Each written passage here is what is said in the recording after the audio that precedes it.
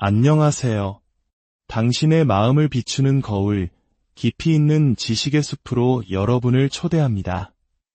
혹시 주변에 이런 분이 계신가요? 너무나 친절하고 먼저 다가와 도움의 손길을 내미는 사람. 그들의 호의에 처음에는 마음이 녹아내리고 깊은 안도감을 느끼게 됩니다. 아, 세상에는 아직 따뜻한 사람이 많구나 하고 말이죠. 하지만 시간이 흐를수록 어딘가 모르게 불편하고 그들의 친절이 마치 보이지 않는 족쇄처럼 느껴졌던 경험 없으신가요? 오늘은 인간관계의 가장 미묘하고도 어두운 이면, 바로 도움이라는 가면을 쓴 나르시시스트의 교묘한 조종술에 대해 이야기 나누어 보려 합니다.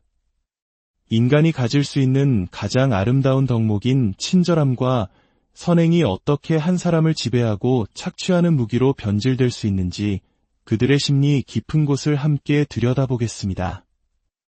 첫 번째 사례를 통해 이 문제를 좀 더 구체적으로 살펴보겠습니다. 한 청취자께서 이런 질문을 보내주셨습니다. 왜 직장 상사나 조직의 리더 같은 권위 있는 위치에 있는 사람들 중에는 도와줄 것처럼 온갖 희망을 심어주다가 정작 결정적인 순간에는 아무런 도움도 주지 않는 경우가 많을까요? 그들은 마치 저를 가지고 노는 듯한 느낌을 줍니다. 일부러 중요한 정보를 숨기거나 자신들의 착취 시스템에 저를 순응시키려는 것 같아요. 매우 날카롭고 핵심을 꿰뚫는 질문입니다. 질문 속에 이미 많은 답이 담겨 있네요. 나르시시스트들은 권위 그 자체를 사랑합니다. 하지만 그들이 추구하는 것은 건강한 리더십이 아닌 상대를 복종시키는 권위주의입니다. 그들은 내가 너를 도와줄 수 있는 위치에 있다는 환상을 심어주는 것을 즐깁니다. 나만 믿어, 내가 해결해줄게 와 같은 말로 당신을 안심시키죠. 이 말에 우리는 기대를 걸고 그들을 신뢰하게 됩니다. 하지만 그들의 약속은 결코 지켜지지 않습니다.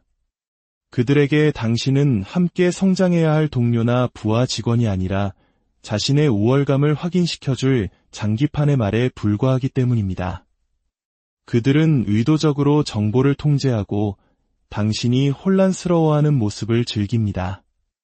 당신이 그들의 도움 없이는 아무것도 할 수 없는 무력한 존재가 되기를 바라기 때문이죠. 이것이 바로 그들이 말하는 착취의 시스템입니다. 당신을 자신에게 의존하게 만들어 결국 당신의 복종과 헌신을 얻어내는 것이 그들의 최종 목표입니다. 이런 상황은 마치 한국 사회의 경직된 상하 관계 속에서 흔히 볼 수 있는 모습과도 닮아 있습니다. 진정한 리더는 부하 직원의 잠재력을 끌어내 함께 성장하는 상생을 추구하지만 권위주의적인 나르시시스트는 오직 승자와 패자만이 존재하는 게임을 만듭니다. 그리고 그 게임에서 당신은 언제나 패자로 지정되어 있습니다. 그렇기에 우리는 냉소주의에 빠져서는 안 되지만 건강한 회의주의를 가질 필요가 있습니다. 저 사람이 왜 나에게 이런 호의를 베풀까? 그 이면에 숨겨진 의도를 신중하게 파악하는 지혜가 필요한 것입니다. 이번에는 좀 더 일상적이고 개인적인 관계로 들어가 볼까요? 바로 가족이라는 울타리 안에서 벌어지는 이야기입니다. 또 다른 분의 사연입니다. 제 언니는 도무지 신뢰할 수가 없어요. 갑자기 제가 부탁하지도 않은 수제수프를 끓여다 주거나 장을 보러 갔다가 제 물건까지 사다 주곤 합니다. 고마운 일이죠. 하지만 얼마 지나지 않아 다른 사람들에게서 이런 말을 전해 듣습니다. 동생이 나를 부려먹기만 한다. 고마운 줄도 모른다라며 제 흉을 보고 다닌다는 거예요. 이게 혹시 수동 공격적인 행동인가요? 언니는 늘 저를 돕는 거라고 말하지만 저는 너무나 통제당하는 기분입니다. 네, 정확히 보셨습니다. 전형적인 수동 공격성의 예입니다.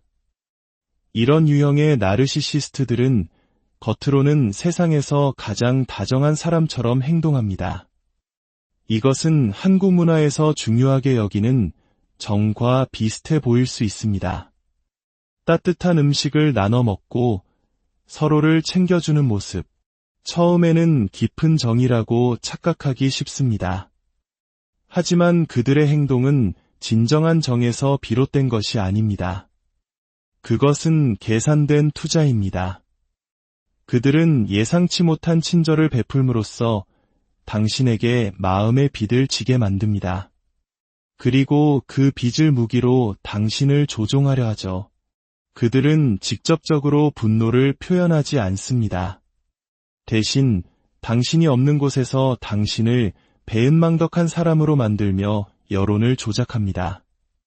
이를 통해 자신은 피해자이자 희생자의 역할을 차지하고 당신에게는 죄책감을 심어줍니다.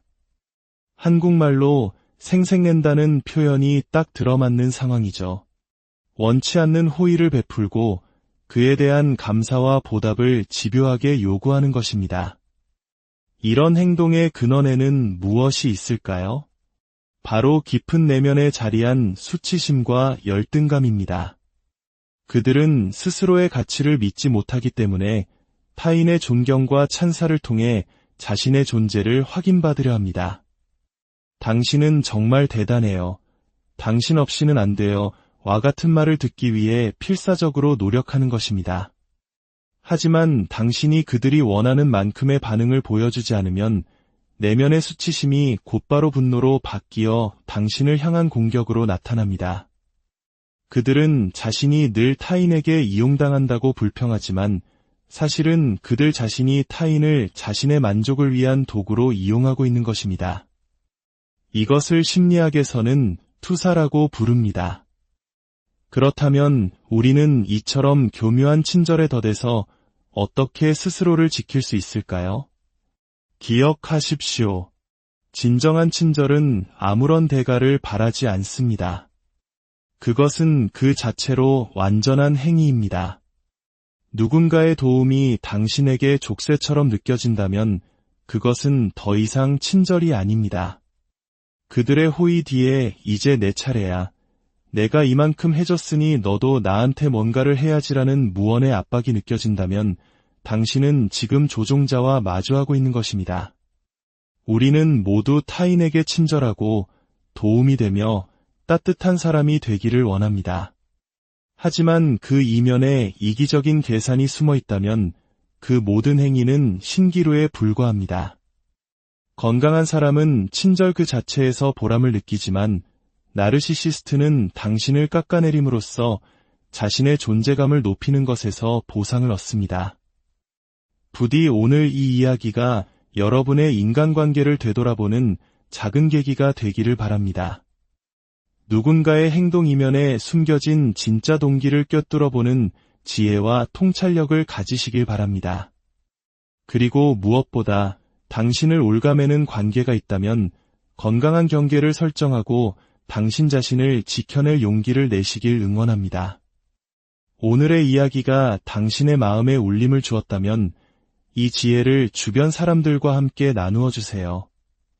당신의 공유 하나가 비슷한 어둠 속을 걷고 있는 누군가에게 작은 등불이 되어줄 수 있습니다.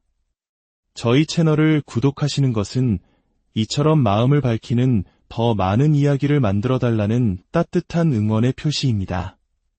당신의 삶에 언제나 지혜와 평온이 가득하기를